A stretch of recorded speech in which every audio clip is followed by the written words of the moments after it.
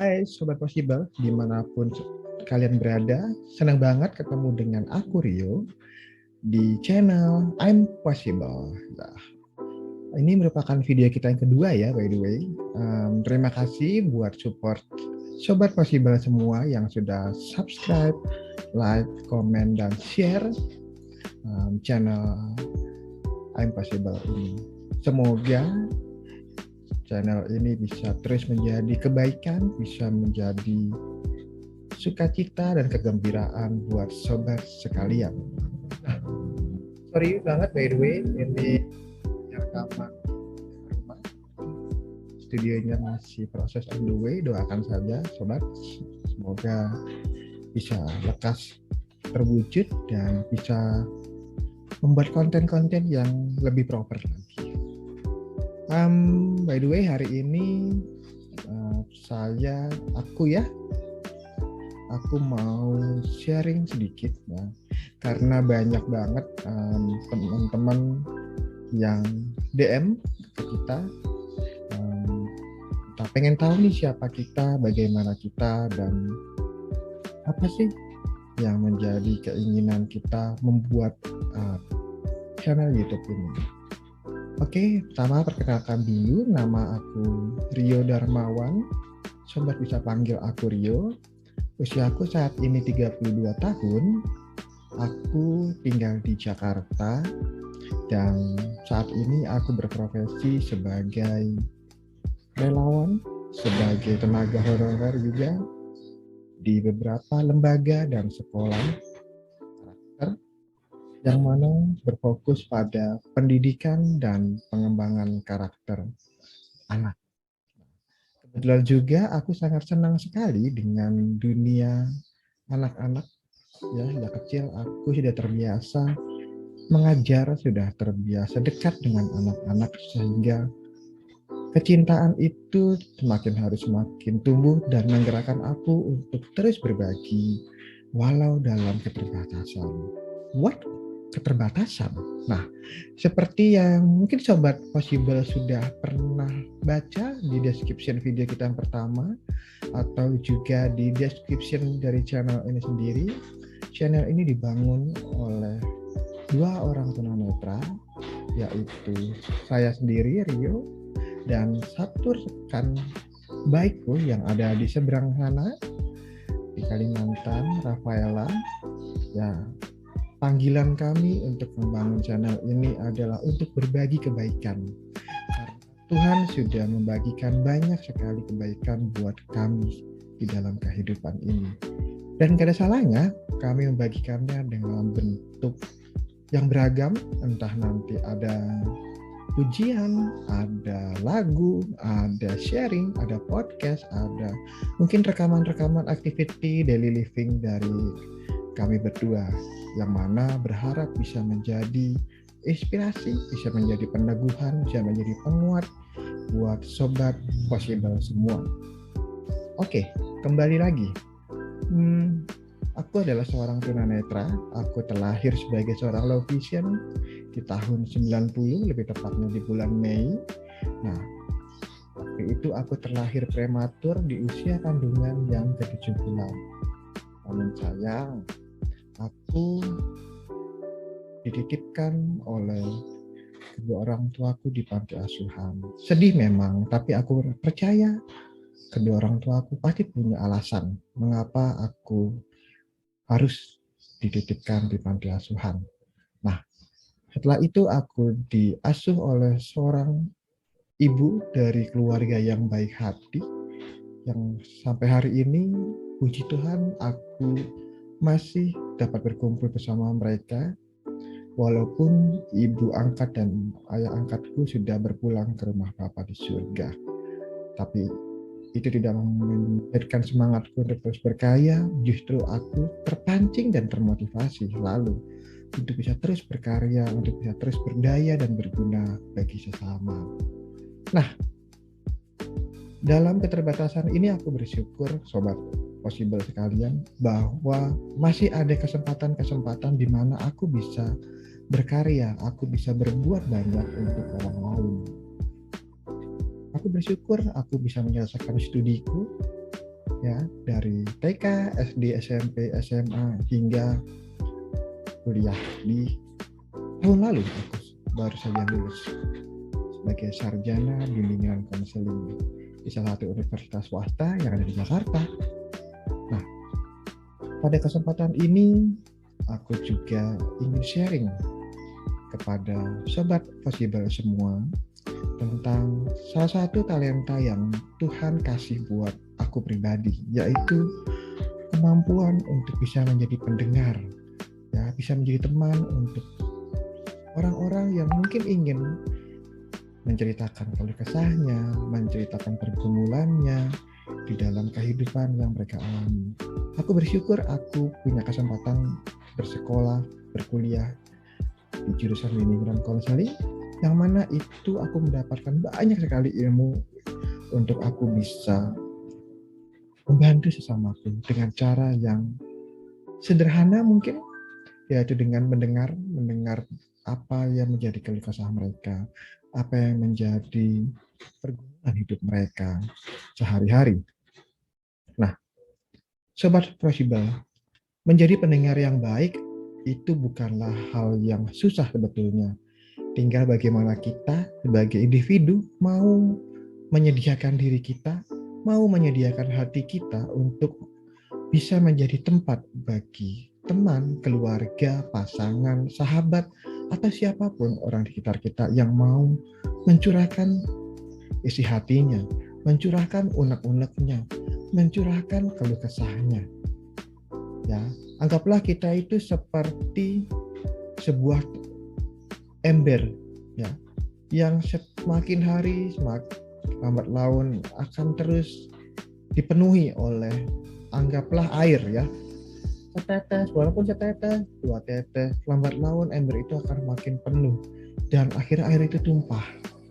Nah, kita perlu untuk mencurahkan, untuk membagikan mungkin apa yang menjadi ketakutan, kegelisahan yang mungkin selama ini tertumpuk di dalam diri kita kepada orang lain. Nah, hal itu terkadang kita pikir, ya, pada siapa aku akan bercerita. Terkadang kita takut, ya, terkadang kita khawatir nanti rekan kita, teman kita, sahabat kita itu jadi apa, ya, kalau bahasa sekarang namanya ember. Ember, ya, mulutnya mulut ember. Nah, tidak bisa dijaga rahasianya, padahal yang kita ceritakan itu adalah cerita yang sangat rahasia mungkin. Nah, Sobat Possible sekalian, teristimewa hari ini aku ingin mengajak sobat sekalian untuk paling tidak mengenal, bersyukur nanti kalau misalnya sobat sekalian terpanggil untuk bisa menjadi pendengar, paling tidak untuk keluarga, ayah, ibu, adik, kakak, pasangan, suami dan istri, orang tua, dan mungkin juga bagi pendengar, bagi teman-teman kerja atau teman-teman di sekolahnya, mungkin bagi adik-adik yang masih bersekolah, ya. Nah, pendengar yang baik, setiap manusia diberi kesempatan dan diberi kemampuan untuk bisa mendengar. Kita diberi 2 buah telinga yang normal, yang mampu menangkap gelombang suara dengan baik sejak kita lahir, ya. Kita syukuri itu sebagai anugerah yang Tuhan berikan kepada setiap kita, sehingga kita bisa banyak mendapatkan informasi, kita bisa banyak mendapatkan pembelajaran berharga dalam kehidupan ini, tidak hanya melalui penglihatan, namun juga dari pendengaran kita. Nah, Sobat Possible, anugerah pendengaran yang baik ini tentu dapat kita manfaatkan dalam berbagai hal. Seperti tadi sudah saya singgung, yaitu dengan belajar. Kita bisa manfaatkan itu untuk mempelajari segala sesuatunya melalui pendengaran, melalui penjelasan dosen, penjelasan bapak ibu guru, nasihat dari orang tua kita, atau juga teguran dan juga cerita-cerita, sharing-sharing dari teman-teman kita dan saudara-saudari kita. Ya, kita bisa belajar dari manapun, Sobat Possible. Walau memang budaya timur, budaya kita adalah budaya yang unik, ya. Karena kita lebih melihat siapa yang bicara ketimbang apa yang disampaikan. Padahal siapa tahu Tuhan Sang Pencipta, Tuhan semesta alam menyapa kita atau mungkin mengingatkan kita, menegur kita melalui orang-orang yang ada di sekitar kita. Bahkan orang-orang yang kita anggap rendah, kita anggap yang tersisih. Ya, mungkin Sobat Possible pernah berjumpa dengan seorang pengemis. Mungkin Sobat Possible pernah berjumpa dengan pengamen yang notabene mereka adalah kaum marginal, kaum yang dikucilkan di negara kita atau di budaya kita pada umumnya. Nah, padahal bisa jadi dari mereka-mereka lah kita bisa mendapatkan sebuah pembelajaran yang berharga, Sobat Possible. Nah, pendengar yang baik adalah tidak hanya mendengar dengan telinga, namun juga mendengarkan dengan hati. Apakah hati kita punya telinga? Tentu tidak. Namun kita bisa mendengarkan dengan hati melalui cara sebagai berikut. Kita mendengar memang melalui telinga, Sobat Possible. Tapi kita juga bisa memberikan hati kita untuk melengkapi telinga kita untuk bisa mendengar sesuatu yang mungkin terselubung, mungkin yang terpendam di balik sebuah percakapan, perbincangan dengan lawan bicara kita yang memang mau bercerita dengan kita. Nah, Sobat Possible, ada beberapa hal yang perlu diperhatikan untuk bisa menjadi pendengar yang baik. Yang pertama, mau memberikan hati. Seperti yang sudah aku singgung, ya, kita bisa memberikan hati kita untuk bisa melengkapi telinga kita untuk bisa mendengar dengan lebih dalam.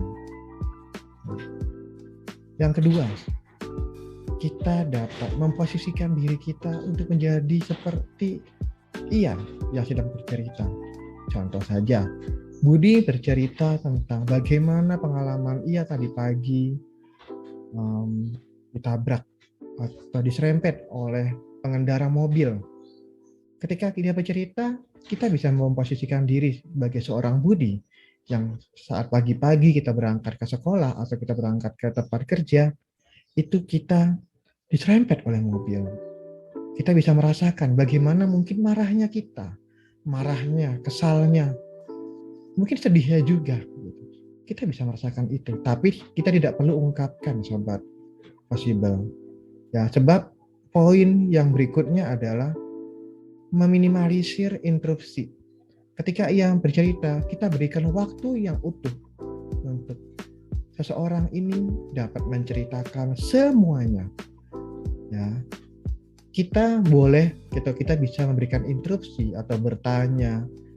Itu jika memang ia perlu, kita rasa yang bersangkutan ini perlu untuk dibantu memperdalam ceritanya atau mengungkapkan hal-hal yang tersembunyi yang mungkin belum disampaikan oleh yang bersangkutan, seperti itu. Nah, dalam bertanya pun ada hal-hal yang perlu diperhatikan. Kita tidak boleh menjudge sesuatu, ya, membandingkan kondisi ia dengan kondisi yang lain yang akan cenderung menjatuhkannya. Karena ketika ia sedang bercerita, ia mempercayakan seluruhnya kepada kita. Nah, ketika kita menjudge dia sesuatu yang menjatuhkan bagi dia, ia akan makin down. Karena apa? Dia sudah menaruh sepenuhnya kepercayaan dari apa yang ia alami itu kepada kita. Nah, fungsi kita adalah menguatkan dia, ya, memberikan, mungkin kita tidak bisa memberikan solusi, tapi dengan kita memberikan waktu kita untuk mendengarkan dengan sungguh, itu bisa meringankan beban atau meringankan apa yang sedang ia alami. Mungkin istilahnya bisa kita sebut dengan compassion, ya, dengan empathy, itu juga bisa. Nah, seperti itu, Sobat Possible.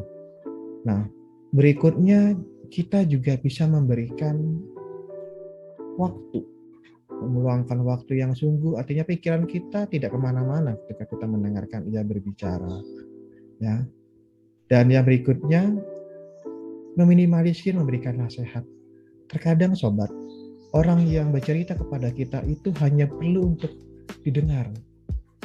Karena dengan ceritanya didengar saja, ia sudah merasa senang, ia sudah merasa plong, sudah merasa bahagia.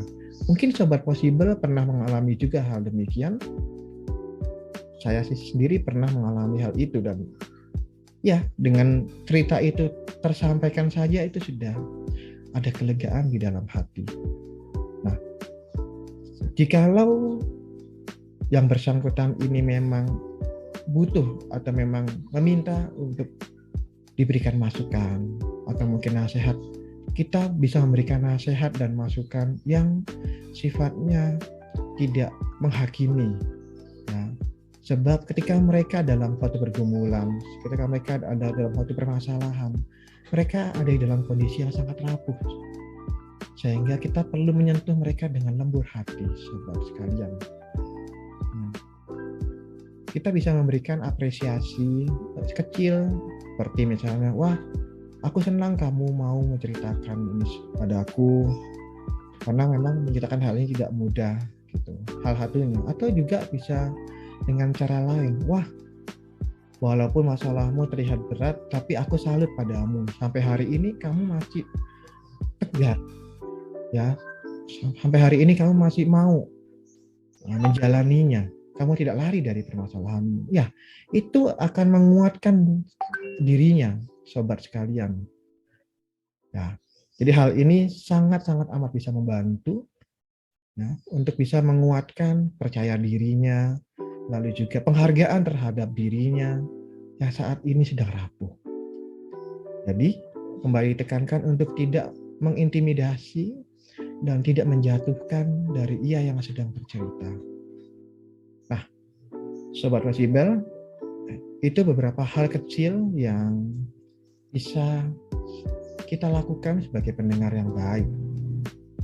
Apalagi di masa pandemi ini, banyak sekali orang yang berputus asa oleh karena pergumulan hidupnya, baik permasalahan ekonomi, permasalahan keluarga, permasalahan relasi dan pekerjaan. Seringkali kita melihat mereka bingung mau bercerita kepada siapa. Nah, kita sebagai sahabat, sebagai teman, sebagai keluarga, sebagai pasangan, maupun mungkin sebagai anak dan orang tua, kita bisa memberikan waktu kita, bisa memberikan hati kita untuk mau menjadi tempat untuk ia bisa membagikan, bisa mencurahkan semua yang menjadi pergumulan hidupnya. Satu lagi teman-teman, Sobat Possible yang baik hati, jika dimungkinkan dan memang jika dibutuhkan, ajak ia untuk berdoa bersama, sesuai dengan kepercayaan dan keyakinan sobat dan yang bersangkutan. Karena ketika berdoa, percayalah, energi alam semesta akan hadir, menguatkan, memberikan citra yang positif kepada kita, baik kita yang menjadi pendengar maupun ia yang bercerita. Ya, kita bukanlah sumber segala solusi dan kita bukanlah sumber dari segala permasalahan yang bisa kita selesaikan, gitu ya. Tapi kita bisa menjadi media, kita bisa menjadi jembatan untuk ia yang sedang bergumul untuk bisa mengalami perjumpaan dengan kebaikan alam semesta dan juga dengan kebaikan Tuhan sebagai yang menciptakan kita semua. Mungkin itu saja supaya tidak terlalu lama. Terima kasih Sobat Possible sudah mau mendengarkan sharing singkat ini. Semoga bisa menjadi kebaikan dan bisa menjadi penguat, dan juga semoga bisa menjadi panggilan bagi Sobat Possible semua untuk dapat berbagi hati, bisa menjadi pendengar yang baik bagi orang-orang di sekitar kita. Jika Sobat Possible suka dengan konten ini, Sobat Possible boleh memberikan like di video ini. Dan bagi Sobat Possible yang tertarik untuk mengikuti channel ini, boleh ditekan tombol subscribe-nya dan juga tombol loncengnya, agar ketika kami update video-video terbaru, Sobat Possible tidak ketinggalan, dan kami berharap sungguh Sobat Possible berkenan membagikan video ini jikalau memang video ini membawa kebaikan, membawa dampak yang positif bagi sobat sekalian.